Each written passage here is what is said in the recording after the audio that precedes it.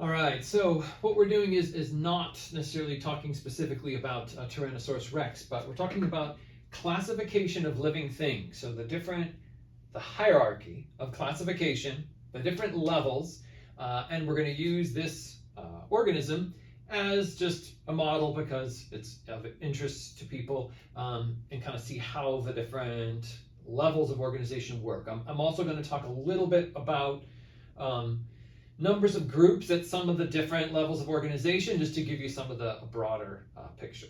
Okay, so domains. Right, so there are 3 domains of life overall.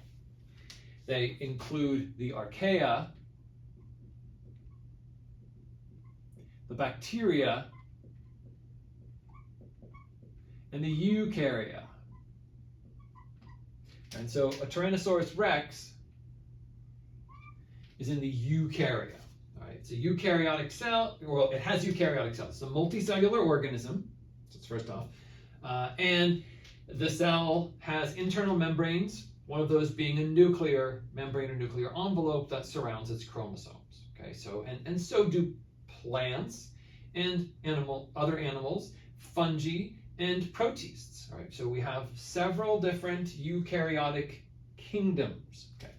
So the particular kingdom then of those, so it's not a plant, it's not photosynthetic, I drew it green here, it's not a fungi, right? And it's not a protist, right? It's a multicellular animal, so we're talking about kingdom Animalia. The animal kingdom has about 36 phyla, right, of animals, so from sponges and cnidarians to roundworms and nematodes and the annelids and the mollusks and the arthropods. There's all these different phyla of animals. Right? Most of them are all invertebrate animals, really. And as we kind of go along studying them, we eventually come to a group, a particular phylum called the Chordata.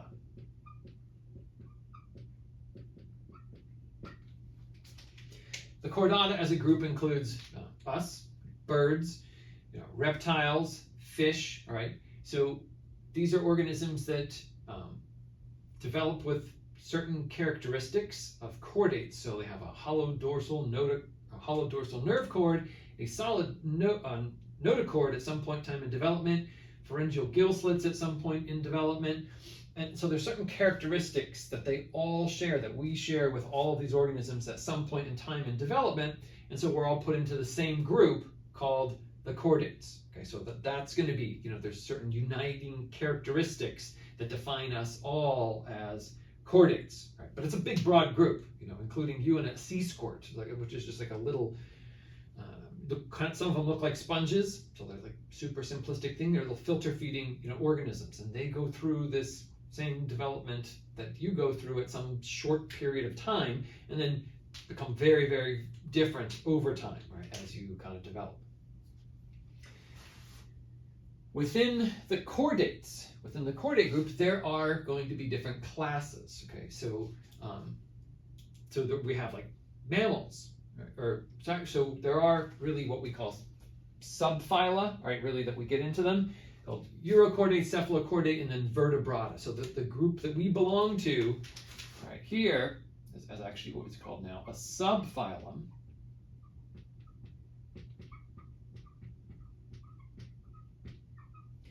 Called vertebrata, right? Okay. Vertebrae, okay? But really, it's not the vertebrae that unite them, it's a cranium, all right, or a skull. So all the vertebrata have a cranium, all the vertebrata don't have vertebrae, which is really kind of weird, but there are a group of organisms that don't have them. They keep that notochord, but they still develop a skull, all right, or cranium, okay? But so there's a unifying characteristic of those. Within the vertebrates, as a subgroup here, we then have classes. So birds, reptiles, mammals, okay, amphibians, right, fishes, the chondrichthyes, the cartilaginous fish, the bony fish, the osteichthyes, all these different groups of organisms. Okay. Where does Tyrannosaurus rex fall? This is actually a bigger issue. I'm going to put down something simplistic here, but it's actually much more of a big issue. Okay, so on one hand, we would say reptile. Okay, that's traditional.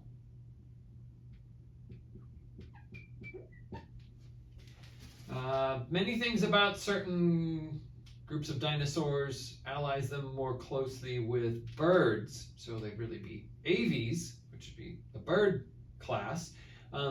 But people have kind of, we'll talk about cladistics as well in our course.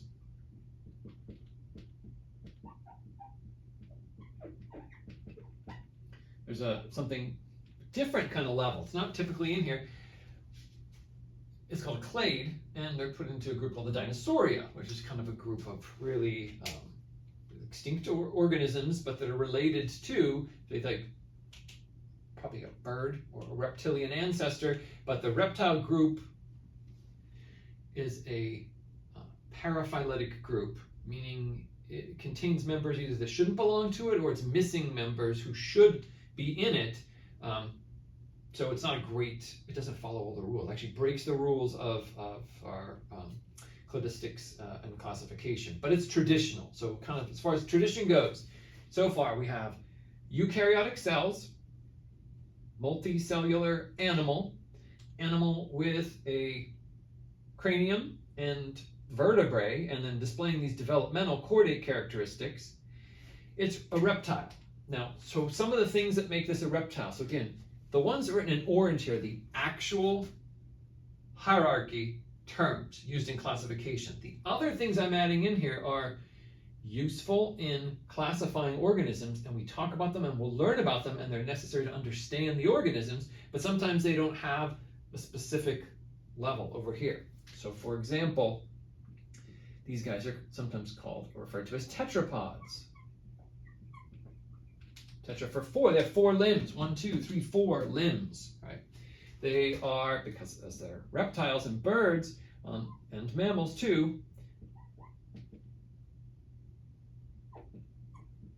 they're amniotes. They lay amniotic eggs, right? So reptiles lay eggs, birds lay eggs, some mammals like monotremes lay eggs. So, and then we go through the same developmental structures with an amniotic sac, right? So amniotes, even though it's internal and placental mammals. So common characteristics there, but it doesn't get a taxonomic level. It has some other levels of characteristics that we learn about at some point in time.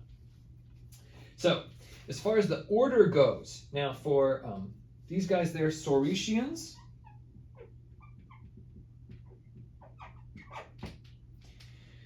Which has to do with why I kind of did this drawing. One, because I thought it's a different person's drawing that I kind of copied over here, but it's it shows the hip, right? And so this is a lizard-hipped dinosaur versus a bird-hipped, the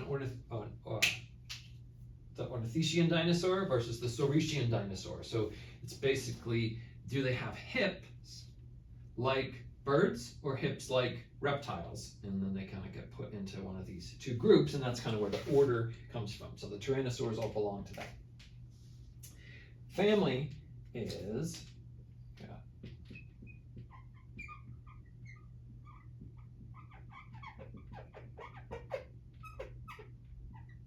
Tyrannosauridae. And so one of the things you'll find in common is some rules of family name usually ends in IDAE. So it's kind of a little thing. And so, but some of the members of the Tyrannosauridae may not have the genus Tyrannosaurus.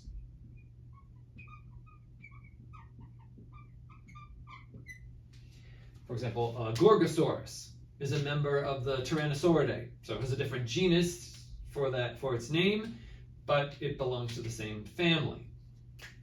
Species, we get to Rex. Now, a few things I want to talk about because I want to use this to lead into talking about the biological species concept and the definition of species. So that's really what I want to get into. This is really just background. Domain, kingdom, phylum, class, order, family, genus, species. That's the order. You should list it. You should know which ones come before others.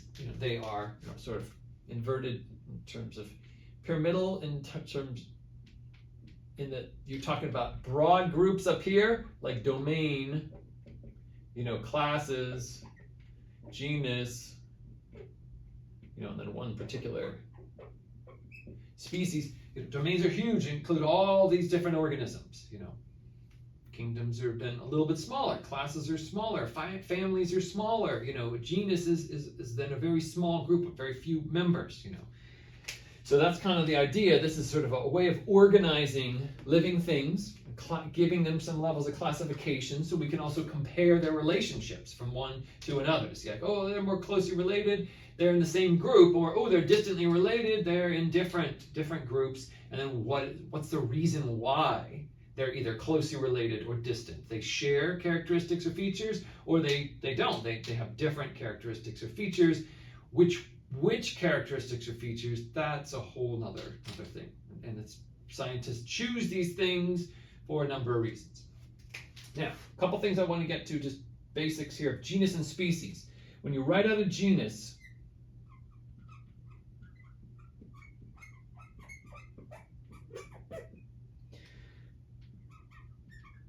and species name, you don't just write out Rex, because you have to include the genus with the species. Okay, you could just use Tyrannosaurus, say Tyrannosaurus sp dot, like this, sp dot. That means some species of Tyrannosaur. It may not be Tyrannosaurus rex, could be something else that's related to it.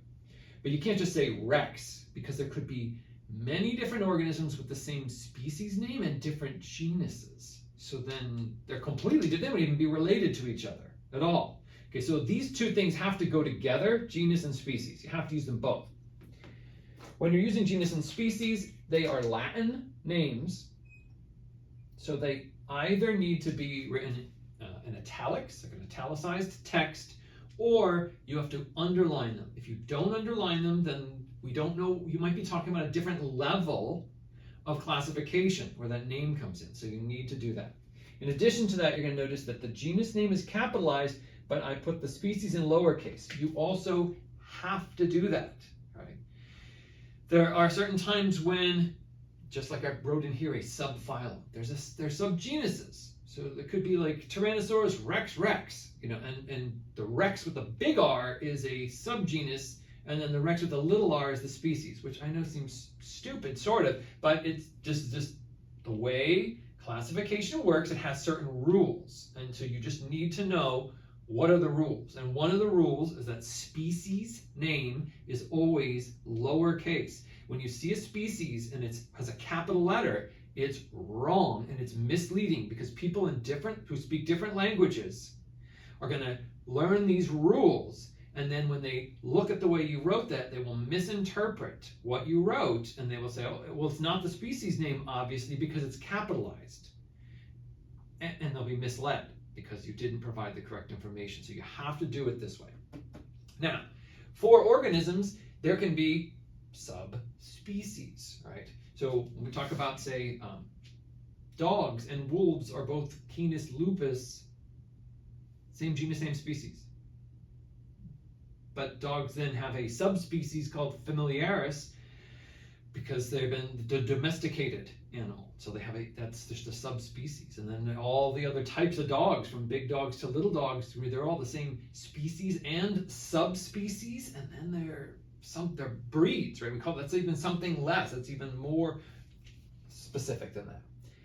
Bacteria have something like that called strains. So a strain of a bacteria is like a different version of the same species. So it is say Staphylococcus aureus, which there could also be Staphylococcus aureus, which are like species, subspecies, or it could be a certain or specific strain of Staphylococcus aureus. One of them might be pathogenic and could be dangerous, and the other is not only harmless but beneficial and actually helps you out. They're the same genus and the same species, but they're different, what we call strains of them, and they have different genes being expressed, and so they can do different sorts of things.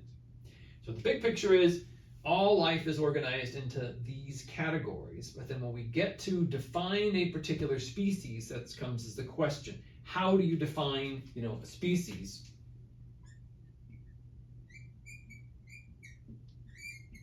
I have a separate lecture on just biological species definition and go into that, so I'm not going to go into it much here, just for a minute here now. So species biologically is defined usually through mating. Right, so we have two organisms. This is just bugging me. Sorry, the whole time, because this is supposed to be as vertebrae here, and I just didn't draw it in. And every time I look at it, I don't like it there. So I'm just adding it in. So in any case, for biological species definition, we define it by reproduction. So if two organisms can mate with each other and have viable offspring, that means that their offspring are also reproductive and they can reproduce and have more offspring. If two organisms can do that, they're the same species. If they can't, then we consider them different species. What does it mean they can't? It means maybe they're physically impossible to mate with each other. You know, a mouse and an elephant, they can't mate with each other. There's a barrier there, so they're definitely different species. There's other organisms that might be sized similarly, and they could try to mate with each other, but because they're different species, no fertilization takes place. Right? Or if fertilization does take place, maybe they're really closely related. They're very similar types of organisms, two different types of deer, and they mate with each other. Maybe they even have offspring, but the offspring aren't fertile. They can't have any other offspring beyond them, so they're sterile, and that means the original organisms, the parents who mated, were different species. They actually weren't the same species, right, when they came together. So there's a barrier. You have to have offspring who are viable, who live, and fertile to have offspring. Now, that doesn't apply to a lot of things. So how do we know about this particular organism and who it could mate with and have viable offspring? We don't, right? So we have to kind of use something else, structure. So sometimes structures are used and compared between organisms, especially from the fossil record, to try to classify something as one species versus another. You know, many times the young, small organisms of one species were classified as a different species because we said, well, these are little and these are big. These have big leg bones, and these have small leg bones. Well, organisms do grow, so maybe they're just the same organism, and you have babies and you have adults. So over time, people sometimes find those things out, can analyze the fossils and kind of get the, say, oh no, they're the same age actually, you know, and maybe the same age, they're different. Some individuals they're the same age and they're very different in size. They're not, some people are, you know, they're not the different species, they're the same. It's just, so you can have these differences. So it's not great to use morphology and characteristics, but sometimes that's all that you have. Now, there are organisms, like I mentioned bacteria here when I talked about strains. They don't mate with each other. They don't have offspring. There are a lot of organisms that don't. Of the three domains of life, the archaea don't mate with each other to have viable offspring. That doesn't happen. The bacteria don't mate with each other in that sense to have viable offspring. That's not a thing that actually happens, okay, with them. So that's two of the three domains of life that don't do that. So that species definition can't even apply to all the members of those groups. Even within the eukarya, the way in which, you know, many different prokaryotic organisms or single-celled organisms, they don't mate, you know, in this particular way. And then we have some different things that happen with fungi and then certain, you know, groups of plants. There are some animals that only have, say, one sex, and they only have females. There's no males, you know, of that particular species. They don't actually mate. The eggs just kind of develop into new individuals. So reproductive methods are what we think of because they apply to us and they apply to other things like us. But as we talk about other organisms that are very different from us, sometimes they don't really apply. So what are you supposed to know? Again, species is usually just a level of classification for organisms that comes at the bottom here. I mean, after genus, then we get to a species. We define it by a number of different characteristics. So the best way of defining the organisms is using a combination of traits. So genetic sequencing and different characteristics all sort of combined in a much more broad analysis, and then you tend to get a sense of, you know, who's related to who, how closely related they are, when they split from each other in time, and all those sorts of things. So that's just a little bit about classification. The main thing you need to take away is, you know, the levels of organization, a little bit about each level. I wouldn't have to memorize in my class or anything specific about the names of a Tyrannosaurus. That's just an example thrown out here. You can put anything. You put, you know, humans in here, or a flower, or a sea star, or anything, and kind of go through the same kind of levels. But you'd get, you know, so for a sea star, for example, Eukarya and Mammalia, but different phylum. A sea star would then be Echinodermata, And then it would be, depending on whatever sea star you're looking at, a different class, obviously different order, different family, and it would have its own specific genus and species, like Astropecten articulatus, something like that. So again, you don't have to memorize any of those particular details, except just the levels of classification.